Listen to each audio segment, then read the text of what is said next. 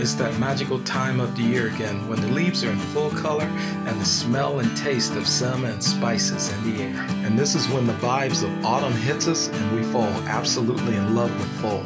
And of course it's pumpkin time, the seasonal gift from Mother Nature that encapsulates all the vibes of the season. With that being said, in today's show, we're going to do an American autumn classic, and that's pumpkin pie. From start to finish, we're doing everything by hand from scratch, and we're even going to use the seeds as well.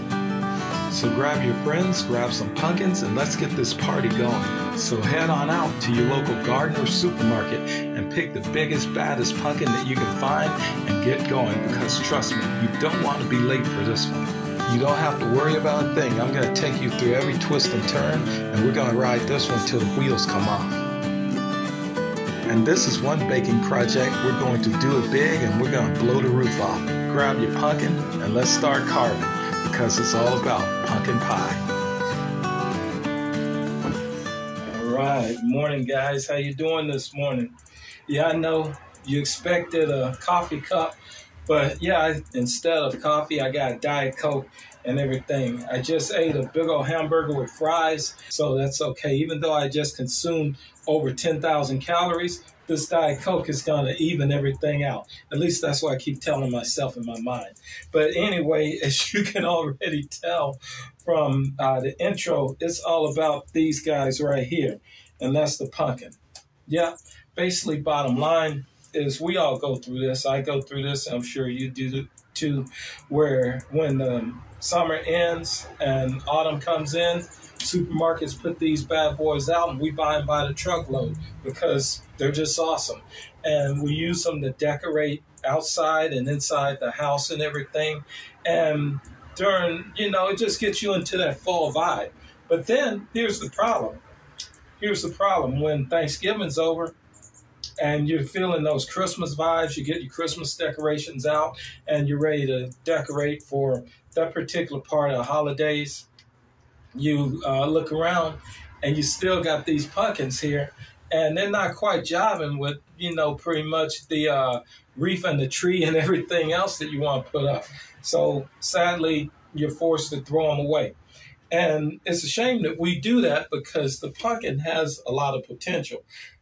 As a matter of fact, the pioneers and the early settlers of the United States pretty much used this vegetable along with sweet potatoes, carrots, turnips, beets, because those particular vegetables had a long shelf life, be transported over long distances, and they were prepared in different type of ways. And so with that being said, this has a lot of history and, pretty much basically kind of cornerstone itself into the history of America in general. And so that's why I have a great admiration for both the pumpkin and the sweet potato and everything. And so, by the way, I make an awesome sweet potato pie as well. And that's what today's video is going to be about. And that's how to prepare the pumpkin to prove that this is more than just something you can decorate your house with. And oh yeah, and also too, in today's video, I'm going to show you how to make your own kick-ass pumpkin shell. I mean, not pumpkin shell, your own kick-ass pie shell, just in case the supermarkets run out of pie shells. You know how to make your own and everything, and you can pretty much basically rock and roll with like your pumpkin pie or apple pie or whatever type of pie you're making or whatnot, even a blackberry pie. Yeah, I had to slip that one in. So pretty much, yeah, this show is going to be a good one. It's going to be educational. And also, too, we're just going to have a good time with it all together. So pretty much just stay with me and stick around. And I'll see you guys on the other side.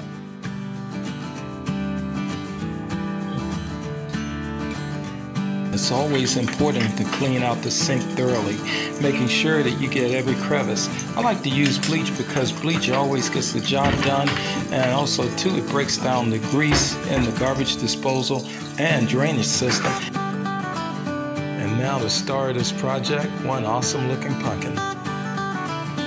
Alright, before carving our pumpkin, you want to make sure that you can find the widest pans that you have in the kitchen in order to place the two halves into the oven. Me, I'm going to use these two pizza pans. I think that they'll get the job done just fine. and just like any other fruit or vegetable, before cutting or carving, you want to place it into the sink and give it a thorough rinse. Alright, now we're ready to do a nice vegetable murder. Make sure that you have a kitchen knife, butcher knife, or any other large knife would do just fine. Alright, the first thing that we're going to do is remove the stem area. While rotating the pumpkin, you're going to make each cut in a stabbing-like motion, making an octagon-like pattern, as long as it looks like a stop sign after we're done. Alright, now we're ready to make our cut, and what we're simply going to do is start from the hole and begin cutting while rotating the pumpkin from top to bottom, and after we're done, we're simply going to pull it apart, revealing that nice orange spider web that's inside. Alright, now the next step is just removing the seeds, but before we do that, let's make sure that our sink is plugged up. We don't want to screw up our garbage disposal or clog up the sink in general. But make sure that you have a container to place the seeds in, because we're going to use them later on. Even though this part is like ooey gooey, gross and messy, I find it oddly entertaining. And after we've removed a large portion of the seeds with our hand, we're simply going to use a knife and scrape out the webbing that's inside of the pumpkin itself.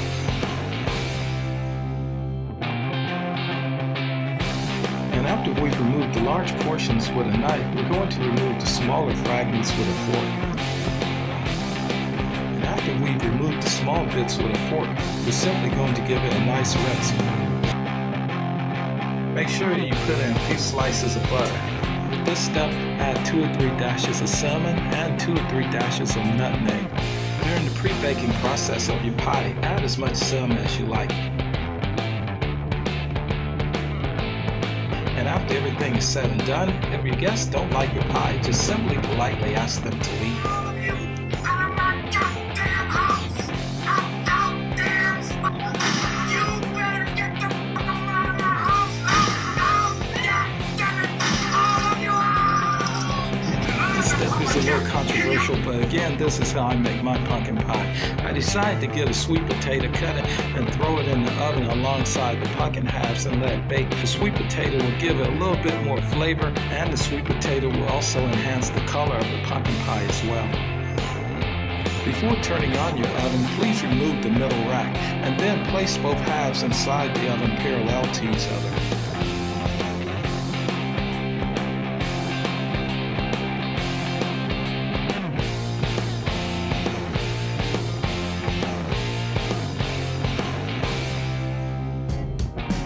That our items are placed into the oven, we're simply going to let them bake for an hour and a half to 2 hours at 300 degrees.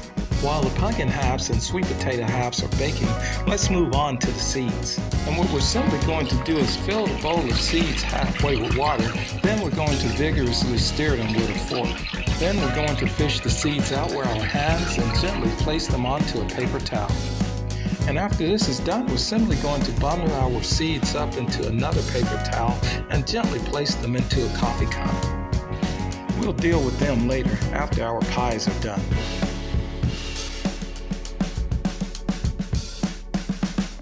Now the last thing that we're going to do is remove our seeds from the sink. Be very careful doing this and make sure that there's no seeds left behind before you rinse the sink.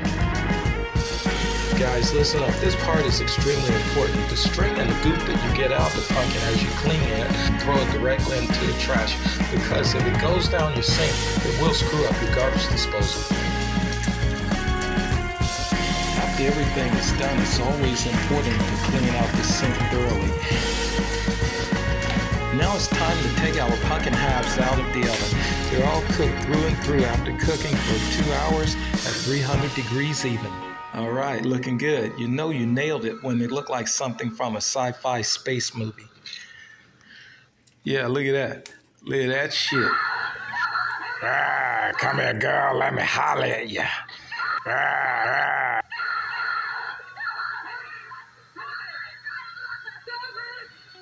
Even though this step was done off camera, it's still extremely important. Make sure that you scrape the cooked portion of the pumpkin into the bowl.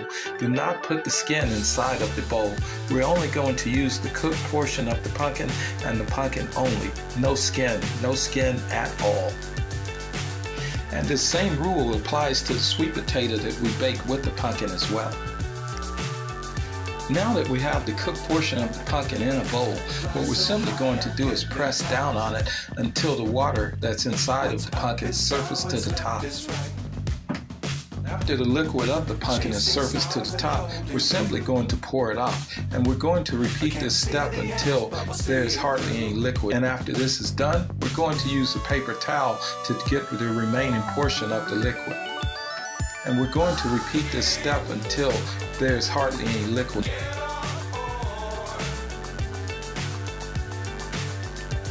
Alright, now things are about to get real delicious. What I'm simply going to do now is just crack 2 eggs and mix it in where I will cook pumpkin. Dangerous times, don't fly too high. Be sure to keep the ground in sight. And I'm going to stir it with a fork for about 2 to 3 minutes. Love the world, but keep the sky on your mind. Then after this is done, we're going to move on to vanilla extract. Now, you don't have to use vanilla extract. You can use imitation vanilla or just regular vanilla. Either way, it's going to come out rock and roll. And after this is done, you got to mix up everything for another 2 to 3 minutes. And then after that, we're going to move on to our electric mixer.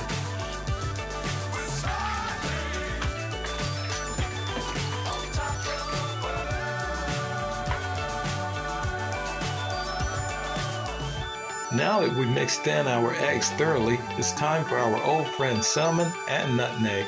And what we're going to do is add a few dashes of both. But if you want to be precise, make it 2 tablespoons of cinnamon and 1 tablespoon of nutmeg.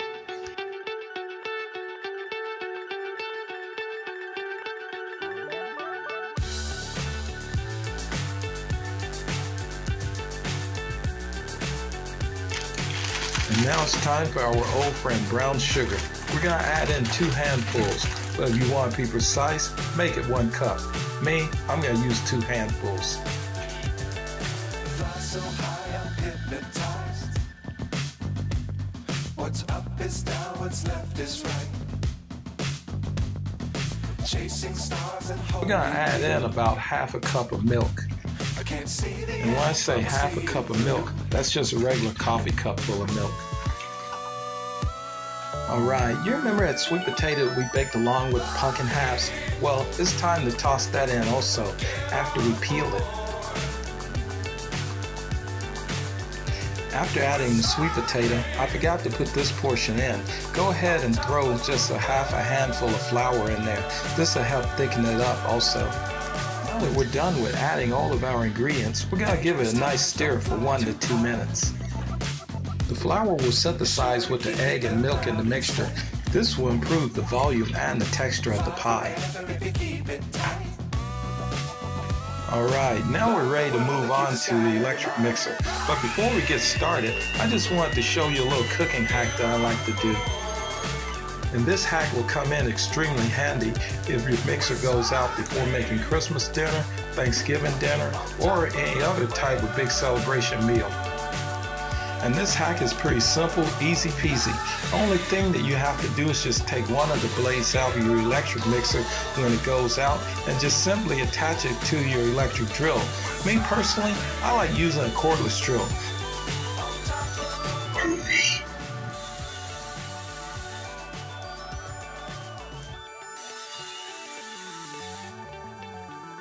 Alright, now we're going to move on to the not so fun part of mixing our ingredients, and that's getting all the corn silk fibers out of your mixer blade from the pumpkin itself. All right, now getting the stringy portion out of your mixture is pretty easy. The only thing that you have to do is unplug your electric mixer, detach the blade, and just simply rinse it underneath the sink. Unfortunately though, you're gonna have to do this for about, I would say, 10, maybe 15 times. Usually this is a 20 to 30 minute process. And after the mixing portion of the pie filling is done, it should have a nice, smooth baby food-like texture. Give it a little taste to see if it's just right. And if it's fluffy, nice and smooth, then yeah, we're ready to put it into some pie shells. But first, we have to make some pie shells.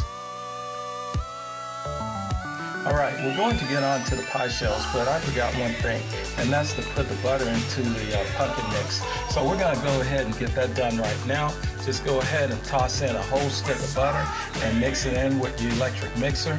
And then after that, just keep it moving. All right, guys.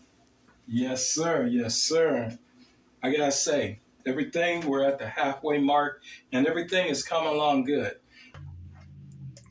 And it just has, and also too, it has a nice orange, well, not orange, but like a brown texture. Then that means pretty much it's ready. But here's the most important part of how you can really tell. Like, you can use a teaspoon for this, but I'm gonna use a big old tablespoon because I got a big mouth.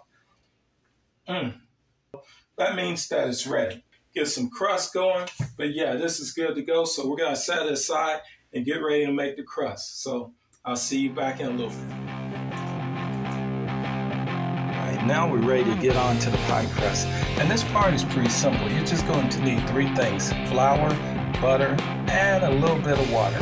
And what you're going to do is basically, bottom line, is fill a bowl full of flour, at least 2 cups full of flour, or in simple terms with me, just 4 handfuls. But if you want to use 2 cups, that's fine too. You just have more dough to work with. And then after that, just go ahead and just mix in a whole stick of butter. And after you blend it in your whole stick of butter, you're just going to gradually add water as you thicken it up. Do it the same way that I did the crumble.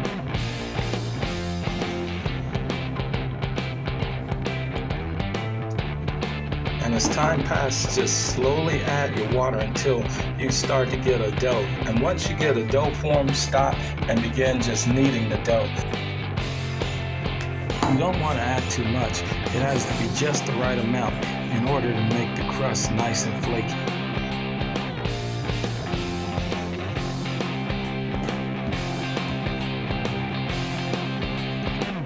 Now we're ready to roll out the dough. Normally I would use a dough roller, but I couldn't find it at the moment, so I decided to just use this jar of peanut butter. And then I switched over to using a glass. It doesn't matter, as long as you got something nice and round in order to flatten out the dough. And while you're cutting your dough around the pan, make sure that you go 1 inch away from the pan. This will give it extra dough in order to tuck into the pan after it's done.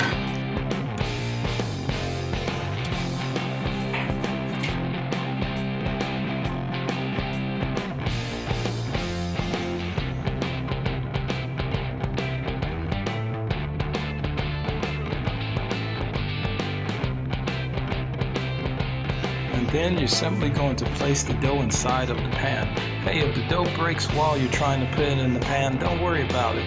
You can always fix it, or just use the extra dough that you cut away while you were making the circle and fill in the gaps. Either way, you can't go wrong.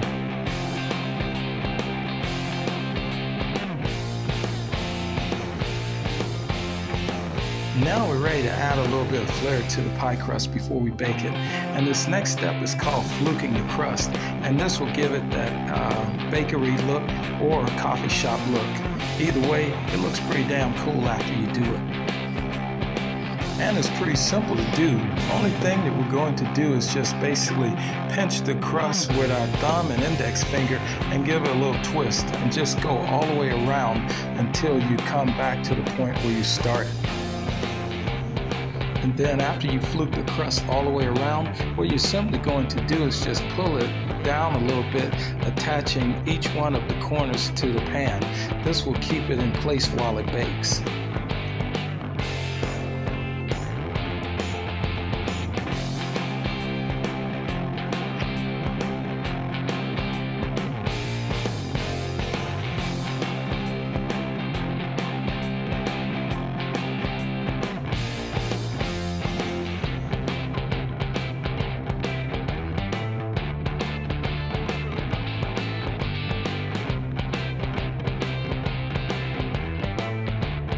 this is one fluking technique that's pretty easy. I mean, this is easier than the last one I showed you. The only thing that you're going to do is just get a fork and just go around the edge of the pie, pressing the fork onto the dough itself. This is called a sun fluke. The other fluke that I showed you is called a star fluke. After doing 2 or 3 checks on the pie shells, I decided to take them out after 7 minutes because the blind baking looked pretty good. Alright, now it's time for the moment of truth, and that's filling the shells. I fill both pie shells simultaneously, make sure that both are equally filled.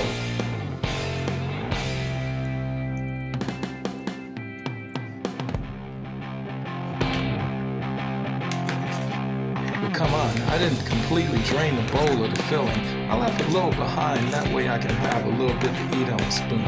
Hey, something from my childhood memories, I guess.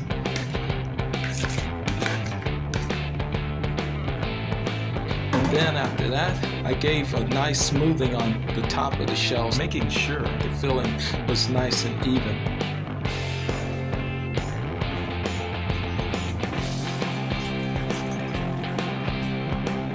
The oven remained on from blind baking previously, so I placed both pies into the oven very carefully.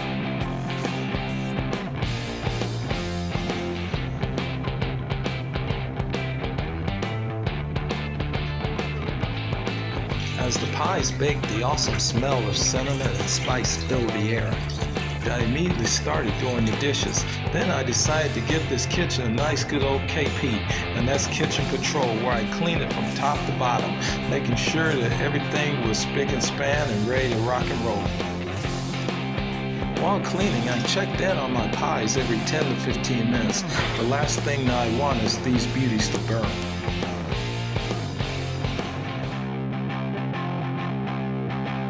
And after I was done, there wasn't a crumb or speck of dust in sight.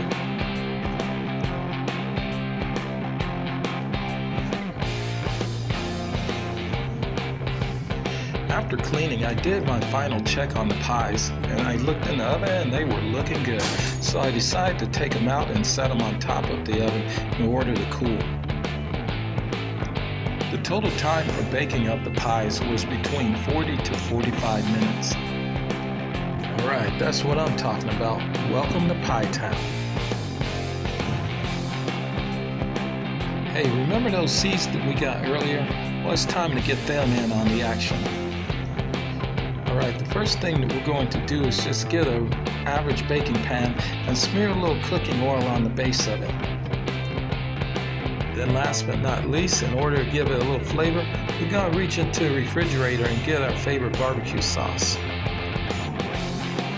Now that we got our barbecue sauce, we're going to place our seeds into a bowl or a cup, and then we're going to pour just a little bit of barbecue sauce onto the seeds. And after we've pretty much mixed our seeds and barbecue sauce together, we're going to pour them onto the pan.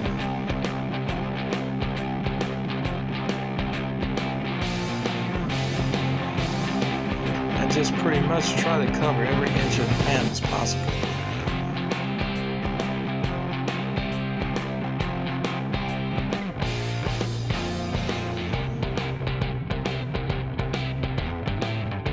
And then after this is done, you're going to set the oven for 350 once again, and then you're going to place the pan of seeds inside. Alright, for this part you got to be very careful. You're only going to cook the seeds between 4 to 7 minutes, no longer than 7 minutes. And after they're done, go ahead and set them out onto the counter and let them cool. Ah yeah, the perfect snack. You can either eat it by itself or you can mix it with a little bit of trail mix. But either way, you're ready to rock and roll. And if somebody reaches in and grabs your seeds while you're eating, just simply clasp onto their wrist, squeeze as hard as you can, and just yell at the top of your lungs, put it back. Yes, sir. Let me show you what we got. Oh my goodness. Yes, sir. Matter of fact, call me Pillsbury because I'm cooking like Betty Crocker. That didn't make any sense, but you know what? With pies this delicious, it doesn't have to. Yeah, this is so rock and roll. Yeah, this is really good. It's soft, well cooked, but most important, it has no strings, no pumpkin strings inside of it. I'm getting all of pumpkin flavor, but enhanced by the spices that we put into it and everything. I'm sorry I'm eating this, guys, like, you know, Will Smith and iRobot and everything. Potato pie. Put that on the plate. I was so enthusiastic about, you know, giving it a taste, I forgot to do the proper thing and get a plate. But, you know, we're going to get a plate. We're going to make that happen. Hold on. Let me get a plate. Let me get a plate. All right, we got a plate here. There we go. So, yeah, do this with some manners. All right, that's the piece that I've eaten off. And now I'll cut you guys a piece.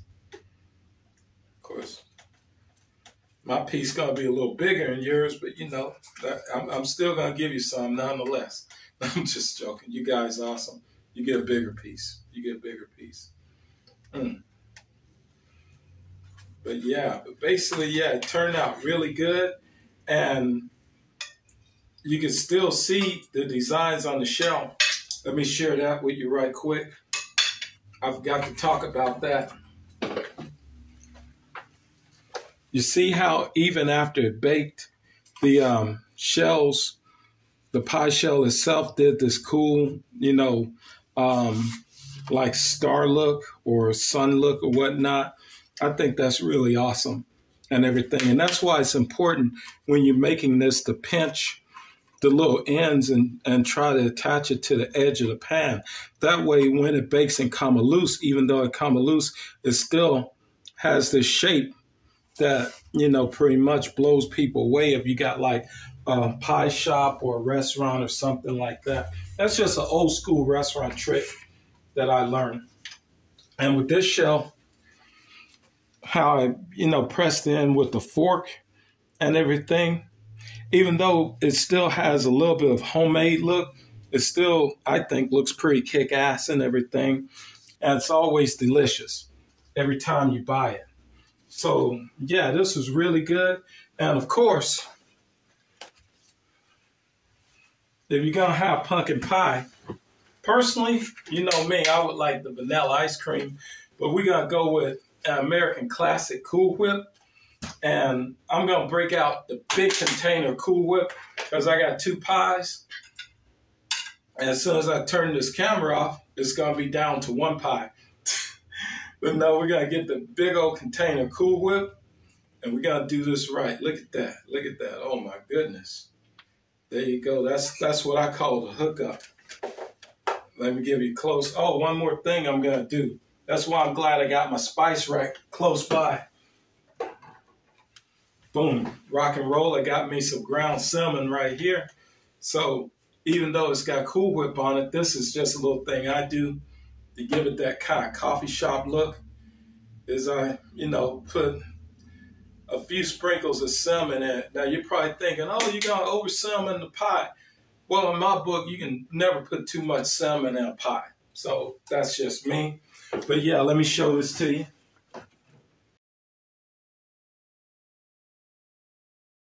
Man, oh man, look at that. Now, if you get up in the morning and get a cup of coffee with this, I'm going to tell you now, you're ready to rock and roll. Look at that. That looks good. Some milk.